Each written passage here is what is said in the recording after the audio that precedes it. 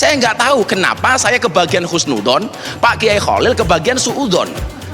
Atau jangan-jangan produsernya tahu saya cakep, Pak Kiai Khalil kurang cakep. Ibu-ibu lihat Gus Miftah pakai kacamata hitam. Wah. Ibu-ibu langsung menduga nih, ngomong sama temannya, wah, Gus Miftah pakai kacamata hitam, persis si buta dari gua hantu. Begitu ibu mengatakan itu, wa yatakallama bih, berarti ibu dosa.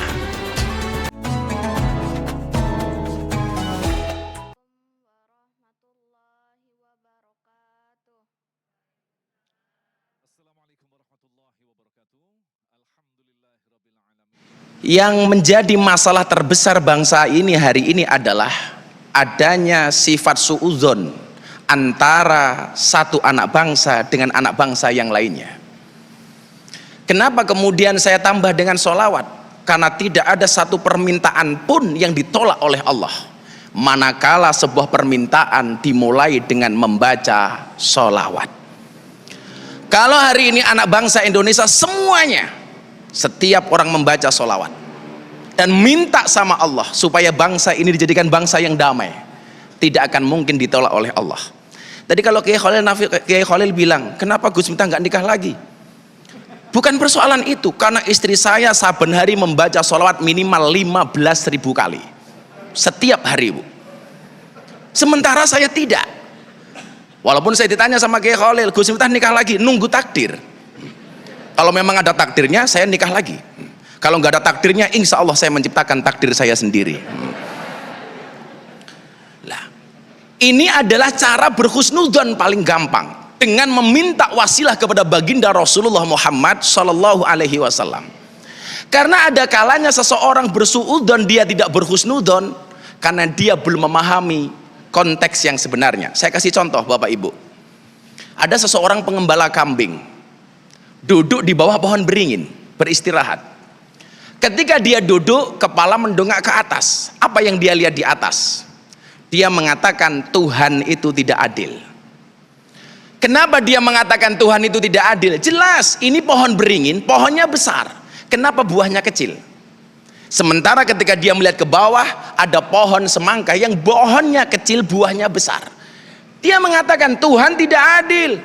Kenapa pohon beringin yang pohonnya besar buahnya kecil, sementara pohon semangka yang pohonnya kecil buahnya besar? Akhirnya apa yang terjadi? Ketika dia berpikir tentang keadilan Tuhan, dia bersuudzon sama Allah. Jatuhlah satu buah pohon beringin tepat kena kepalanya. Pak! Pikiran dia langsung berubah 180 derajat. Yang tadinya dia mikir Allah itu tidak adil, tapi gara-gara kena satu buah dari pohon beringin, dia langsung mengatakan Allah Maha Adil. Kenapa? Kalau seandainya buah pohon beringin sebesar buah pohon semangka jatuh kena kepala saya, apa yang terjadi dengan kepala saya? Sesaat sebelumnya dia suudzon, tapi beberapa saat kemudian dia menjadi husnudzon. Maka ketika berbicara husnudzon, husnun itu artinya bagus, dzon itu artinya prasangka. Secara lughawi, secara istilah, sikap, mental, cara pandang yang mengakibatkan seseorang berperilaku dan berpandangan secara positif. Maka kalau jenisnya jelas ada dua, husnudzon dan suudzon. Saya nggak tahu kenapa saya kebagian husnudzon, Pak Kiai Khalil kebagian suudzon. Atau jangan-jangan produsernya tahu saya cakep, Pak Kiai Khalil kurang cakep. Kalau jenisnya jelas husnudzon dan suudzon.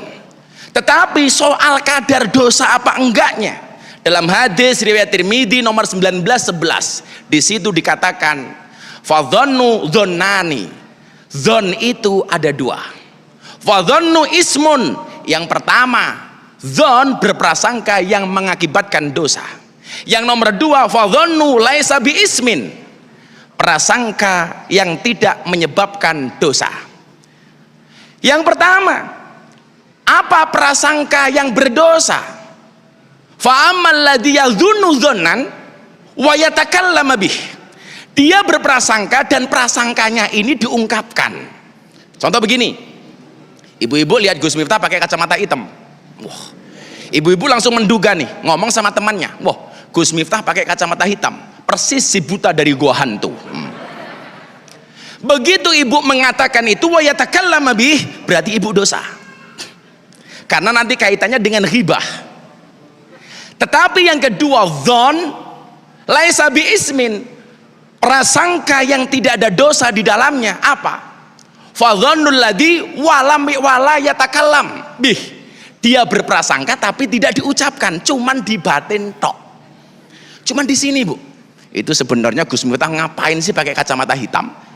Cuman di batin, nggak ngomong sama kawannya. Itu namanya dzon yang tidak melahirkan dosa. Kalau ibu tanya sama saya, sebenarnya Gus Miftah ngapain sih pakai kacamata hitam? Jawabannya sederhana, iya saya pakai kacamata hitam. Kenapa? Karena kalau pakai kacamata lemari berat, Bu. Ayo mau berprasangka lagi. Lah kebiasaan kita apa? Ketika kita punya dzon, yang keluar dari mulut kita biasanya bukan husnudzon, tapi jatuhnya justru suudzon. Ketika kemudian dzon yang melahirkan dosa ini, kita jadi ingat atadruna mal ghibah, kata Rasulullah. Kalian tahu nggak sih apa itu ghibah? Dijawab oleh para sahabat, Allahu wa rasuluhu a'lamu. Allah dan Rasulnya yang lebih tahu. Kemudian Rasulullah mengatakan, ketika kamu menyebut saudaramu, itulah ghibah.